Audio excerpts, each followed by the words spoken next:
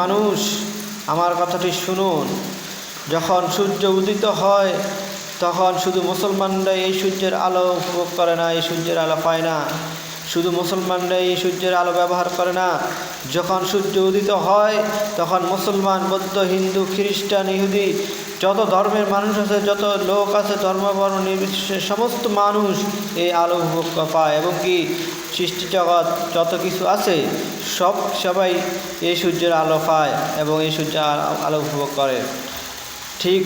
ঠিকইভাবে যদি পৃথিবীর মধ্যে ইসলাম কায়েম হয়ে যায়, আল্লাহর কোরআনের রাজ কায়েম হয়ে যায়, তাহলে ইসলামের সৌন্দর্য, ইসলামের উপকারিতা শুধু মুসলমানরাই পাবে না, পৃথিবীর ধর্ম বর্ণ নির্বিশেষে সমস্ত মানুষ এই কোরআনের আইনের সৌন্দর্য পাবে এবং উপকারিতা পাবে।